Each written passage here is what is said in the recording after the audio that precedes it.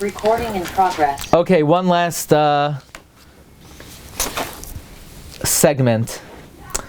This Shabbos, Yud Zayin Shvat, is the Yahrtzeit of one of the great luminaries of the Jewish people, someone who in recent years I've become very enamored with, Rabbi Chaim Filagi.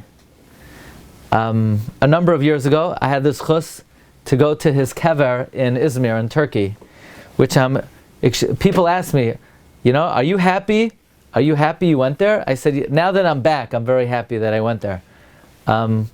Right now, I would say I would not go again, not in this climate. I'm not sure if at the time I went, it was scary for a number of reasons, but I always had a real desire to go to the big four Sephardic Gaonim.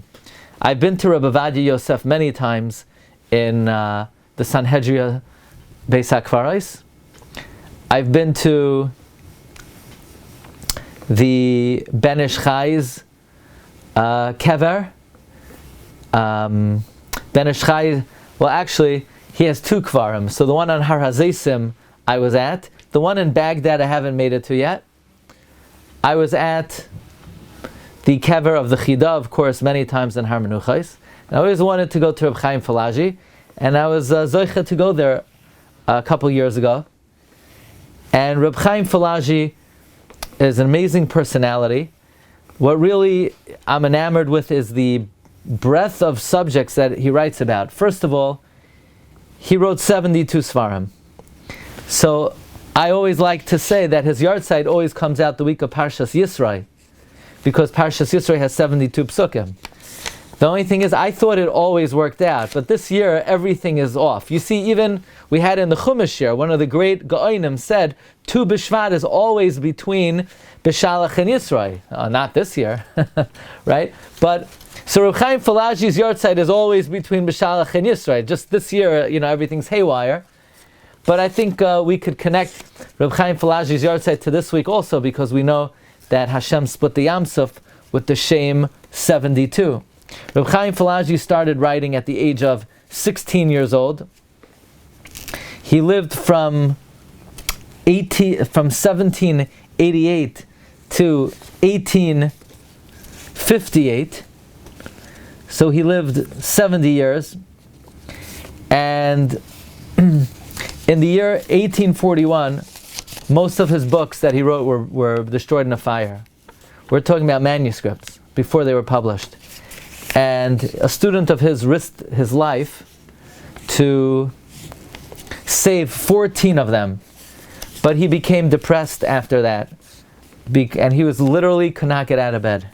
And his son, Rabbi Avram Filagi, knew how prodigious his father's memory was. He sat beside his father for a month, and he reviewed to him a very big chelek of his svarim that were burnt, and then it restored Reb Chaim Filagi's health. Every time Reb Chaim Filagi put out a sefer, he made a suda, and he made a shechianu, and when he was 80 years old, so according to that, he had to live till 1868, then he put out the sefer Kol HaChaim, which Kol HaChaim is about how to prepare for your final journey. And he says something really amazing. Actually, I have over here a sefer. How's this? Could you read it? I got a new camera, so it should be very sharp. Yeah, I got the best camera for you guys, not for me. I don't need to see myself, but I wanted everyone to see. And soon you'll be able to read the Mar Mekoimos even clearer, because I'm getting a better screen even. I want everyone to see the tiny letters. This is a sefer Tzava Mechayim. But the thing is, let me see if I could adjust the settings. Tzava. How's that? That's better, right? Yeah, it's legible. It's legible. Tzava Mechayim, right? This is the ethical will of Reb Chaim Filagi. And he says something in Ois Yud Beis on Daf Chesamid Beis. He says, Meir ani alai shamayim v'aretz. I call to testimony heaven and earth. Ki miyayim dati that from the day that my seichel kicked in, ad yom heyosi ben esrim shana, until I was 20 years old, hayisi shoyked al limudi b'yom v'layla, I was diligent in my learning day and night, bilti shum bito klal, without any distraction. I did not get involved in any worldly pursuit. And then from 20 until 40, I had to support my family. I was an apotropos. I was involved in other secular pursuits in terms of supporting my family. But when I had a moment, I did not turn to any levity or laughter or dvarim batala, but I was back to my learning. From 40 and up, and I entered to be a dayan and a shoifet and a moirat tzedek, and to be involved with tzarchei rabim. Until today, I have a tremendous oil hatzibor. I don't have even a moment without distraction from balei dinim, from the tzibor, and from other things.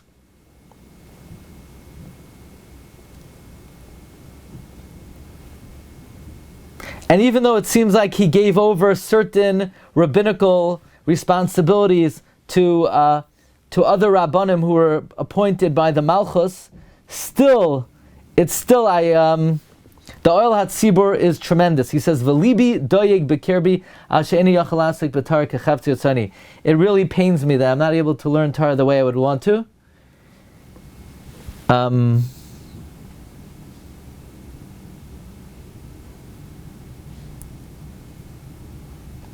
He says, what consoles me is what the Knesset Hagdola writes in Yeridea, that he heard from his father, that when he had a lot of things that he was busy with, and he couldn't learn, he would open one sefer, and he would read one line or two lines, just v'mekayim v'gisva yom v'layla. So, you see, if someone is oisek b'tzarchei tzibur, you're pater from Talmud Torah.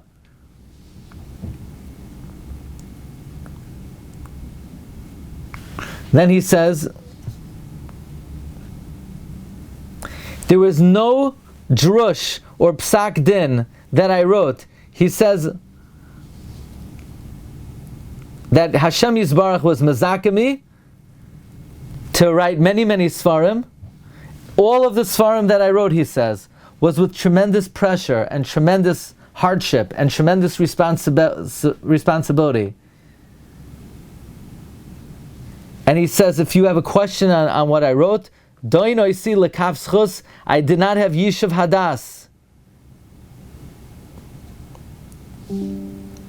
I did not have Yishuv Hadas. He says, even for one day and one night, even on Shabbos and Yom Tov, everything I wrote was all Be'ezar v'siyua keli tsuri magini shaloi kederach hateva. He says anything I wrote was above and beyond nature. It's not humanly possible.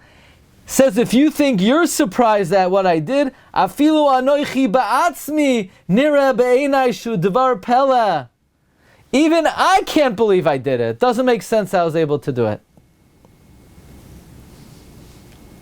And he says like this, something very poignant. If a man or a woman would come to me, and sometimes people come and they pour out their heart,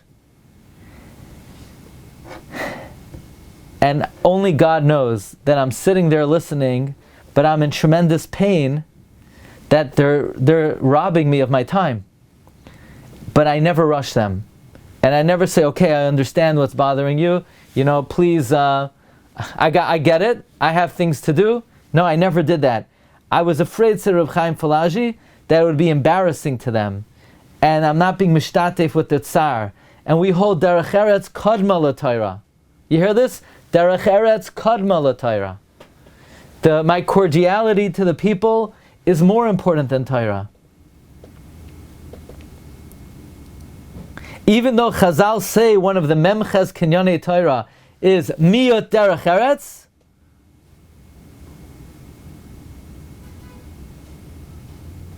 that's if you're mamayit in derech eretz, your own derech eretz, what you need for your own personal comfort, but not if it affects other people. Wow, that's very powerful. By the way, Rabbi Filagi writes, the way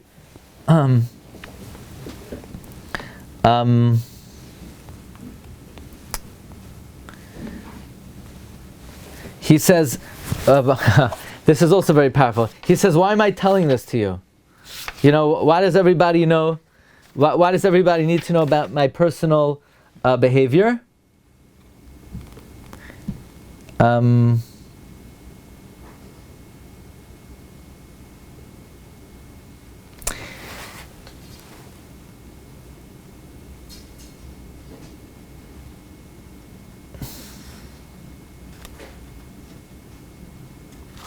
He says, the reason why I'm telling it to you, Mimenu, Yiru, V'chein Yasu, B'voy Aleichem Tirdos Rabbeis Me'at Tzibur V'hayechidim.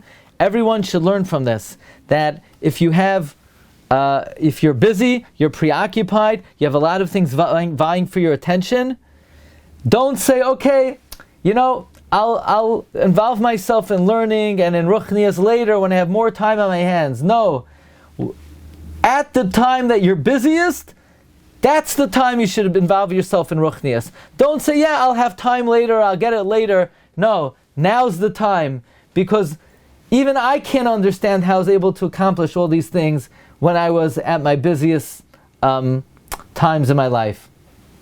Okay, it's interesting that Reb Chaim Filagi's son writes that his hanhaga with his family members was unparalleled. He was never makbid on anything in the house. He always was mafayis all the household members, even little children. Each one he gave what they needed, what they were missing. Sometimes he gave one child like a little extra in private, not to arouse jealousy. And he never was makbid from the children screaming or their tza'akos.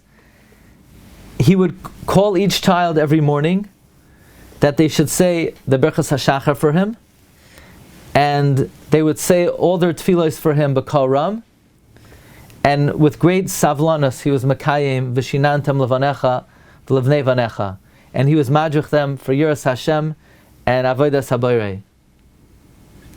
And one of the things that he emphasized to his children very much is they should never mock anyone, they should not insult anyone, and they should be careful with their time.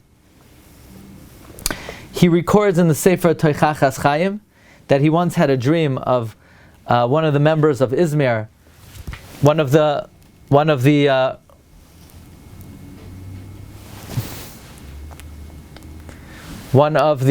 residents of his community appeared to him in a dream,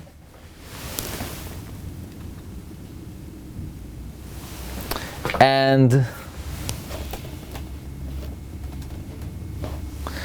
one of the residents of his community appeared to him in a dream, and he was in a very good place in Olam Haba.